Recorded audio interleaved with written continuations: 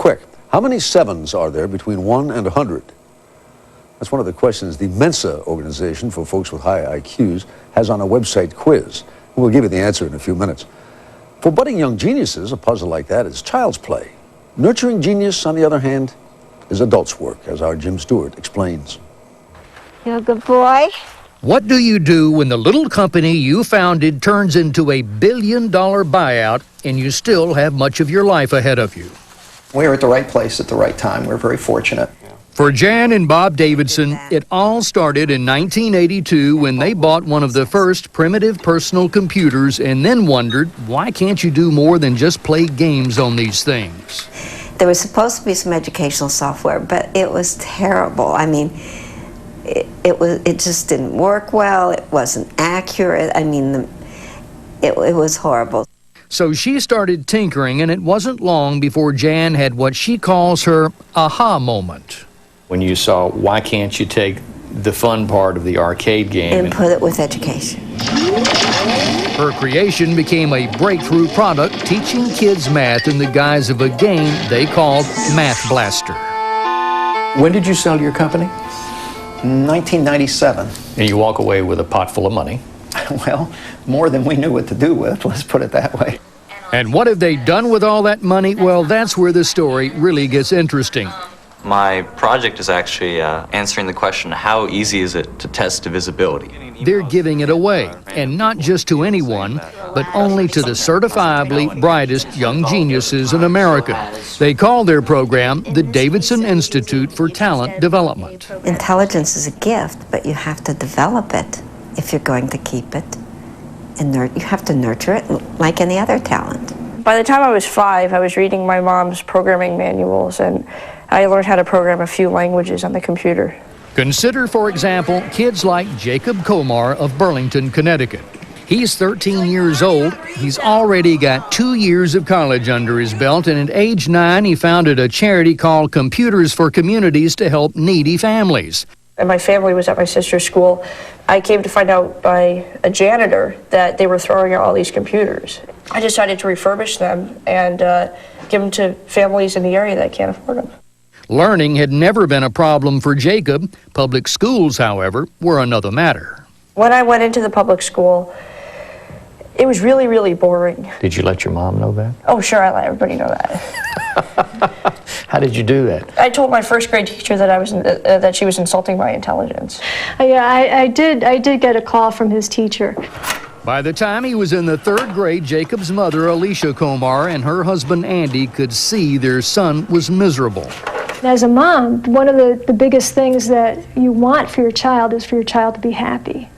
I mean, that's all that a mom really wants. And I knew that he wasn't. So they took Jacob in for testing. His IQ, a stunned examiner told them, was the highest he had ever seen. But now what? Their school system had nothing for students as gifted as Jacob.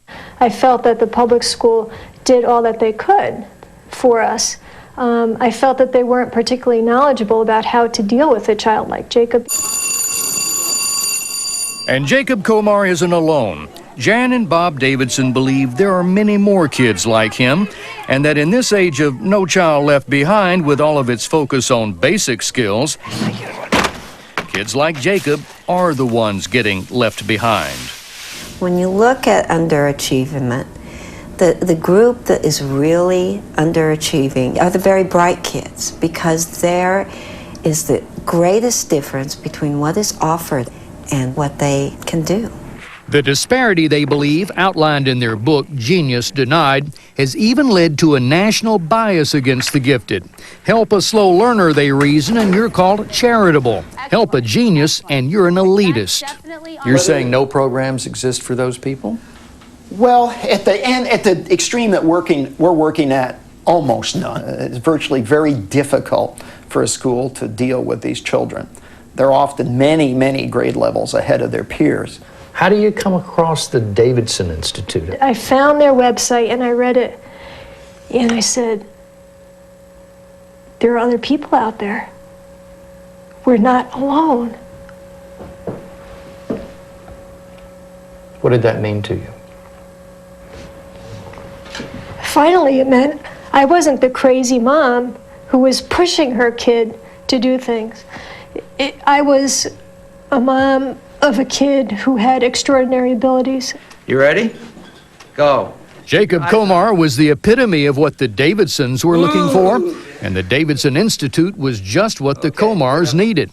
First, the Davidsons helped pay Jacob's tuition to a private middle school for gifted math and science students. Then they helped buy him a better computer, and when he outgrew the middle school, Davidson counselors helped the Komars enroll Jacob in college.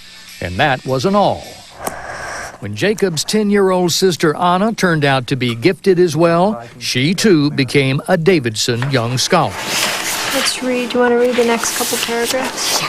Okay. And with help from Davidson counselors, is now homeschooled.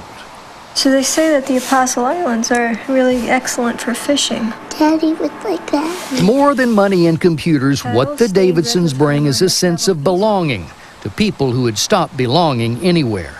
I now have a support group. I have a support group of families all across the country who have children who are similar to mine.